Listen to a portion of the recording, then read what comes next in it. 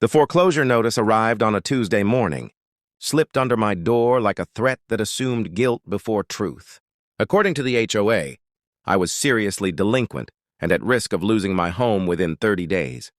The signature at the bottom belonged to Karen, the HOA board president who treated rules like weapons and neighbors like enemies. The accusation? Unpaid dues totaling nearly $5,000. I laughed at first. Then I read it again. Every single payment I'd made for the past 3 years had cleared my bank. I had receipts, confirmation numbers, and monthly statements neatly saved. But Karen didn't care about facts.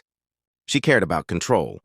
When I called the HOA office, she answered personally. Her voice was smug, slow, and confident. She told me foreclosure proceedings had already started and suggested I consider selling before it gets worse.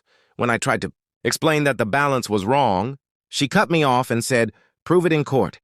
That's when I made one phone call. Not to a lawyer, not yet. I called the HOA's management company, the third-party firm responsible for handling payments. I asked a simple question.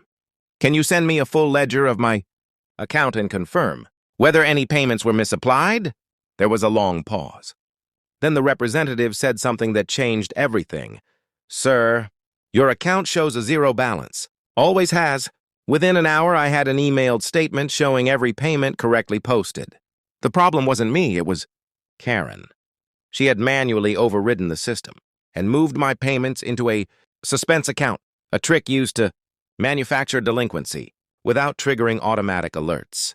I forwarded the ledger to the management company's regional director and copied the HOA's legal counsel, whose email I found in public records. Then I made one more call, this time to the State Attorney General's Consumer Protection Office. By the next morning, the foreclosure notice was withdrawn due to administrative error. Karen stopped answering calls.